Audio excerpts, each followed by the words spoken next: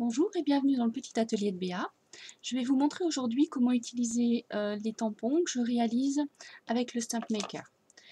Les tampons que je crée et que je réalise donc avec des petites recharges de silicone se présentent de cette couleur, toujours ils sont orange, alors qu'un tampon du commerce, vous le voyez, un tampon transparent va être blanc. Alors, pour utiliser ce tampon du commerce, rien de plus simple, on retire la petite pellicule de protection, on détache le tampon transparent que l'on met sur un bloc acrylique. Alors il en existe de différentes tailles, différentes épaisseurs. Vous choisissez un bloc en fonction de la taille de votre tampon. Donc là je vais prendre le plus grand, voici. Donc ensuite vous ancrez normalement,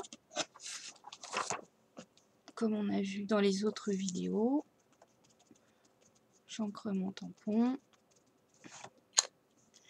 et je tamponne. Voilà, tout simplement. Ensuite, vous retirez le tampon, vous le nettoyez. Par contre, vous allez voir qu'avec les tampons que je fais, au dos, vous ne le voyez pas mais on entend, il y a une petite couche en plastique. Alors il ne faut surtout pas essayer de retirer cette couche en plastique là, parce que le tampon est fait dessus en fait. Et si on pose le tampon sur un bloc normal, il glisse, il ne tient pas. Donc on ne peut pas l'utiliser tel quel. Donc normalement ce sont des tampons cling qui doivent être utilisés donc avec un support cling ou à défaut une petite feuille cling. Alors ce support ici est muni d'une petite feuille cling, si vous voyez. Donc c'est une petite feuille de plastique souple qui permet donc de faire adhérer ces tampons sur le support. Voilà, donc là il tient tout seul, donc on peut toujours pareil ancrer et tamponner.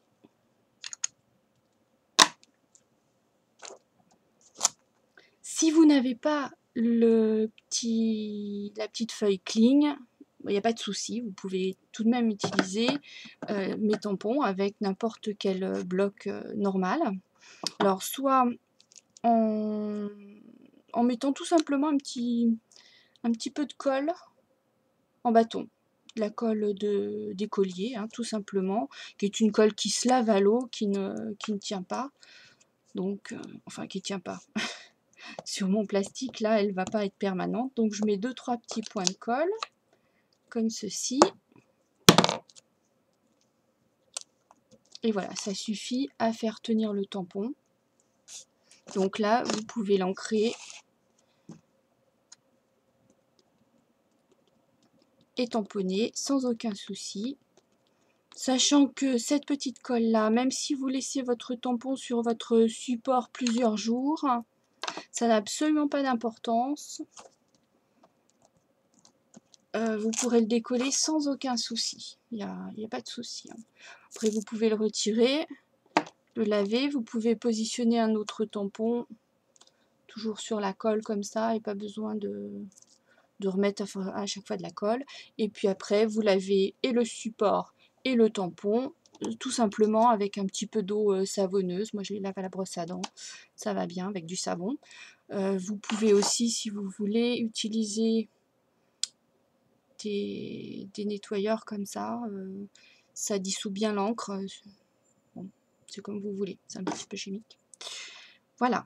Une autre petite astuce aussi, donc des copines, une astuce spéciale des copines, qui m'ont dit qu'elles utilisaient aussi des encres à embosser, enfin des encreurs, c'est pas vraiment une encre, celles qui font de l'embossage à chaud connaissent, c'est poisseux.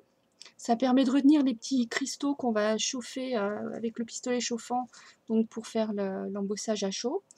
Et on peut se servir de... Alors là, c'est deux marques différentes. Il y a la Versamark et ça, c'est une autre pour embosser également. Donc on va profiter de l'aspect poisseux de cet encreur, tout simplement en tamponnant sur l'encreur, et après il suffit de le poser sur le bloc acrylique. Le fait que ce soit un petit peu poisseux suffit à faire tenir le tampon. Et là pour le coup ça ne tient pas du tout dans le temps, ça reste vraiment voilà. Et hop, on tamponne. Normalement ça se retire tout seul, ça glisse, c'est poisseux. Et toujours pareil, il suffit de tout passer à l'eau savonneuse pour nettoyer et le bloc et le tampon. Je vous remercie de votre attention, à très bientôt, au revoir.